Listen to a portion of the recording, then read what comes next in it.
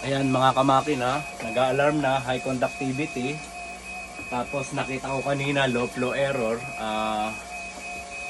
Yung ganyan na problema, magpapalit tayo ng pressure transducer niyan. Okay? Magpapalit tayo. High conductivity siya. Tapos mag-o-okay. Tapos mamaya magpa-flow error. Tapos mag-o-okay na naman. After 5 minutes, mag-high conductivity. So, ayan, part 2 tayo ha, part 2.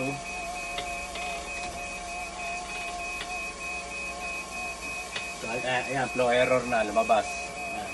Low flow error, high conductivity. So, magpapalit tayo ng pressure transducer na ito mga kamakina.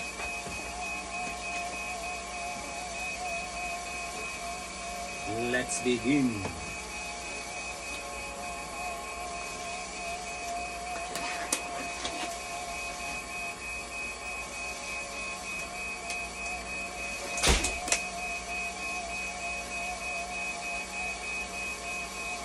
High conductivity.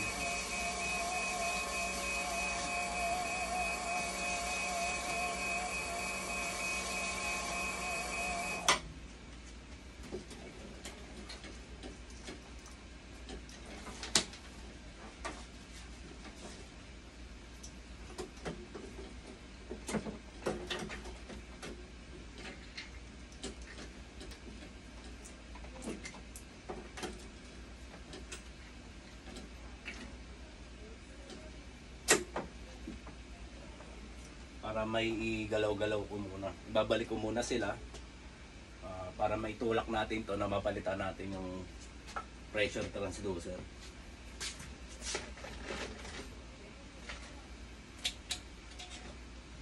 Rano, please come to the second floor front desk. Thank you.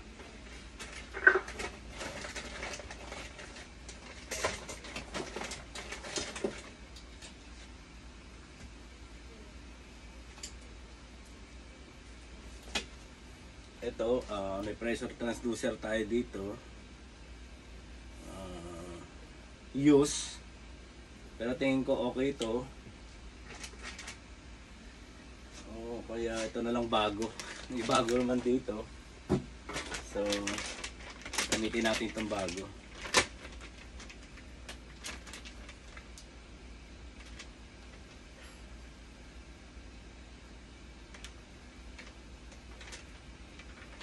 Pang P-machine to eh. Okay.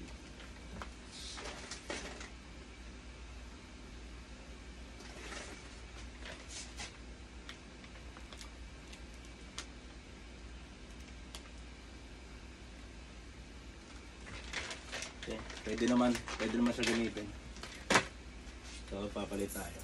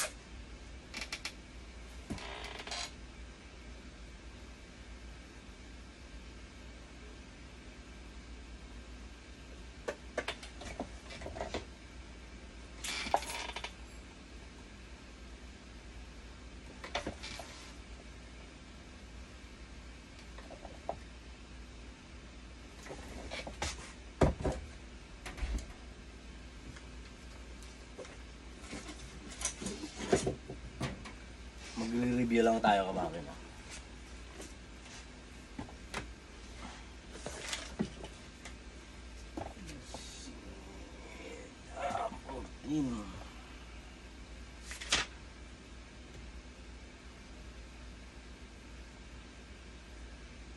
Lisad.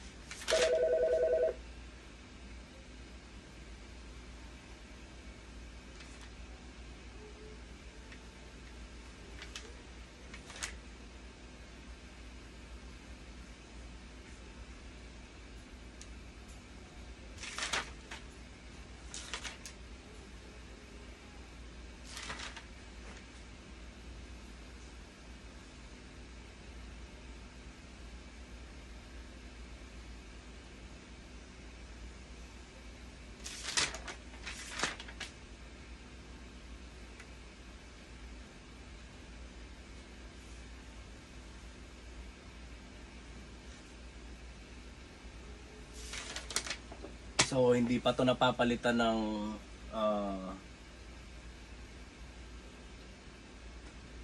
pressure transducer. So try natin palitan muna tong isa. Gagamitin ko tong galing sa ibang machine.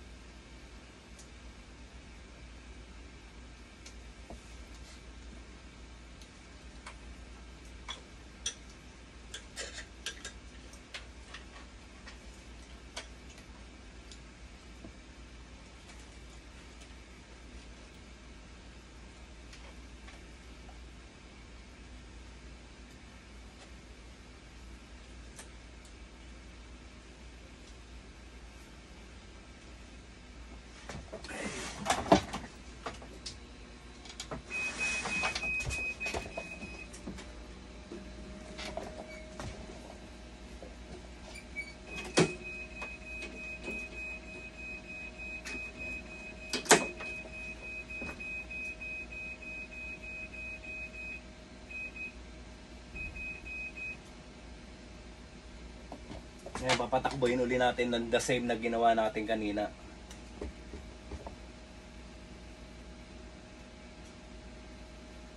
Hindi siya lumalabas ng walang bloodline, dialyzer, saline.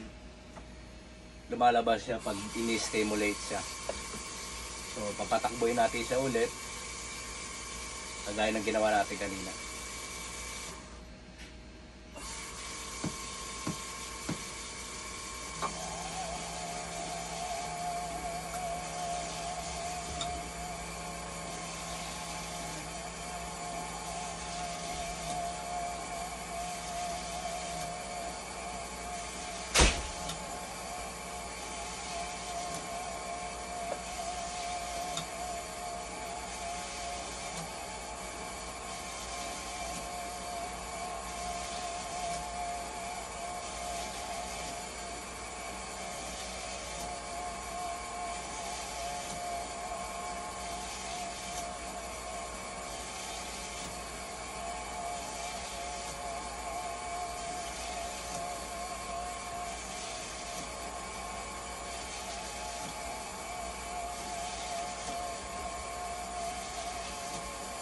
Hintayin lang muna natin ito mag-stable yung conductivity at saka yung temperature.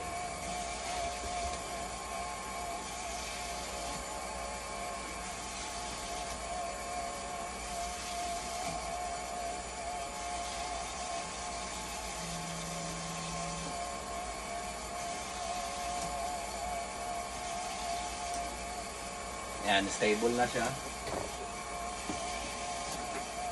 Ito.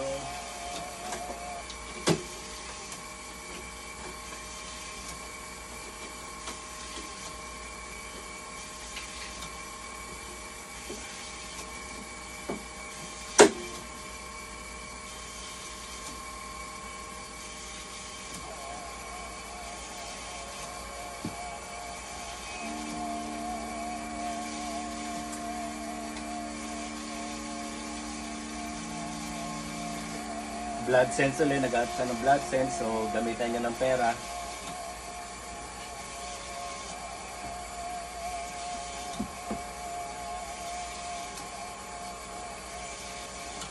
Ayan, babantayan uli natin kagaya ng ginawa natin kanina. Pero papatakboy muna natin ng ilang minutes kasi baka bigla lumabas kagad. Kasi total na run na siya. Baka bigla siya lumabas kagad. Mapapalitan na agad natin yung isa.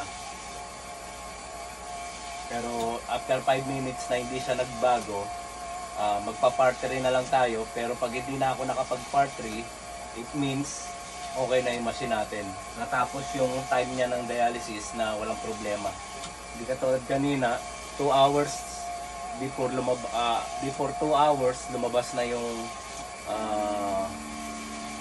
high conductivity tsaka yung flow error niya. Kaya yung pressure transducer ang pinalitan ko, yan ang sakit niyan eh. Conductivity high. Umaakit kagad ng tapos mag-o-okay, tapos biglang magpo-flow error. Kaya pressure transducer kagad ang pinalitan ko. So, patakboy lang natin na ilang minutes, tingnan natin kung ano mangyayari. Okay? Load lang kayo.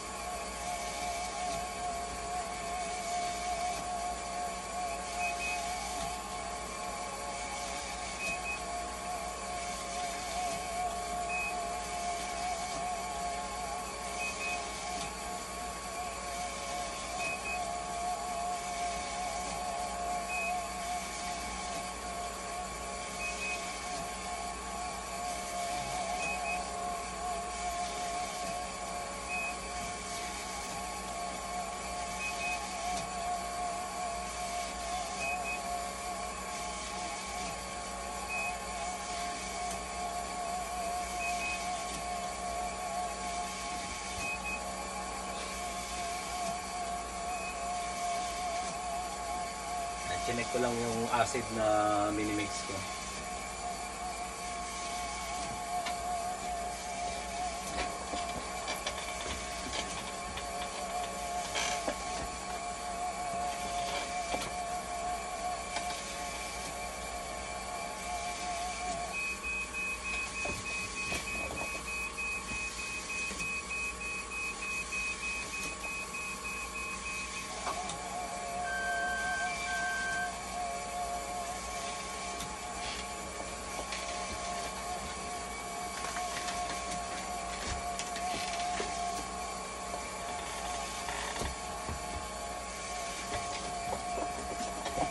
Yan mga kamakina, may logbook kami dito.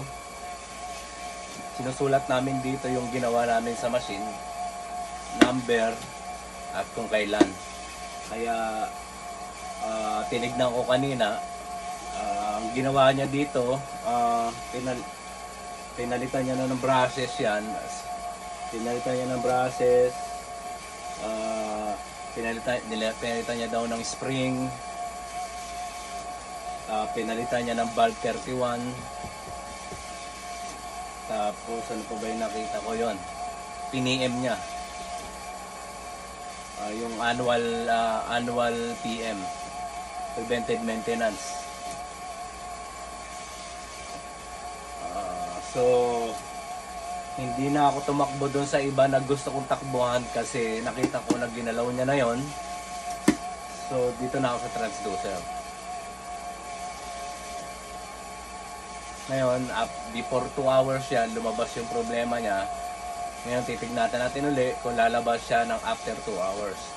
Pero pag hindi siya lumabas ng after 2 hours, natapos tong 3 hours treatment na yan, na hindi lumalabas yung flow error, hindi nag-high conductivity, ibig sabihin, yung pressure transducer, yung problema niya. Okay mga kamakina, Bigyan lang muna natin siya ng mga ilang minutes. Baka biglang lumabas.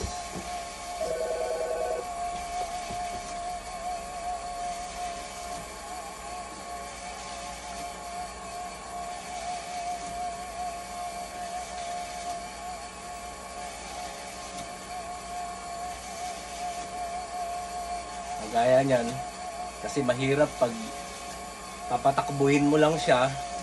Kasi nakita ko dito, ginawa niya, pinatakbo niya lang, ginamit niya lang ng chamber. Hindi kagaya itong ginawa ko. So pinatakbo niya daw nun 2 oras, hindi daw niya nakita yung problema. Kasi nga, ang problema, with patient. With patient siya, kaya dapat lagyan mo din ng line para makita mo yung problema.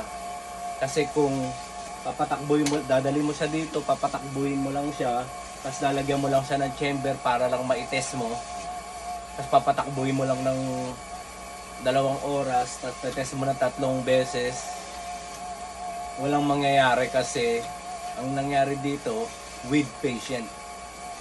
Nagagets siya mga kamakina, yun. Kaya pag ganyan, ilang beses na bumalik, kagaya nito, pangatlo na sa akin, yung 2 sa kanya. Una, siya nagawa, pangalawa, siya rin nagawa. So, kailangan ko ng pasukan to. So, yan na. Ginawa ko, in-stimulate ko siya para makita natin talaga yung problema niya. Ganyan ang gagawa ng machine, mga kamakina. Hindi yung patakbuhin mo lang, tapos wala ka nakita, lagyan mo na sa labas. Ngayon, yung gagamit ng technician magagalit sa iyo kasi sira pa rin yung machine. Di ba, mga kamakina? Sana may natutunan kayo. Ganun ako gumawa ng machine. Bali ng kagaya ng may isa pang machine doon. Sa ngayon, ang ginagawa ko ngayon, once a day na lang ako gumawa ng machine. Ayoko nang gumawa ng sunod-sunod kasi parang ang dating ako na lang gumagawa. Para rin matuto yung isang katrabaho ko kasi bago lang din yun. May almost 2 years na yata o 1 year mahigit na siya nag-biomed. Galing sa ibang unit namin, dinala siya dito kasi yung kasama kong si Manong Ben nag-retire na. So siya ang kapalit. Ayun. Kaya ganyan, pag may machine kayong ganyan na hindi nyo makita yung problema, patakbuhan nyo nito, stimulate nyo, lagyan nyo ng bloodline, dialyzer, saline bag, tapos kuha kayo ng bucket, lagyan nyo ng tubig para kunyari may pasyente, para yung tubig niya rito nagse-circulate. Pero pag may nakikita kayo yung blood sense, gamitan nyo ng pera, kagaya ko, ginamitan ko siya ng pera. Huwag yung coin, yung papel. Baka gamitan nyo ng coin. Ayan. Para makita nyo kagad yung problema. Hindi yung gagamitan nyo lang ng chamber, tinest nyo na 3 beses, okay na, wala kayo nakitang problema. Tapos lalagay nyo sa labas, gagamitin ng iba, makikita niya sira. Okay? Yan mga kamakina, hanggang dito na lang ako. Pag lumabas ulit tong flow error at saka high conductivity, magpa-part 3 tayo. Sana wala ng part 3. Okay? Hanggang dito na lang tayo. Pero kung may lalabas ng flow error, gagawin natin to ulit. Okay mga kamakina? Please like and subscribe Kamakina Vlog. Sana may natutunan kayo kahit papano. Okay? God first mga kamakina.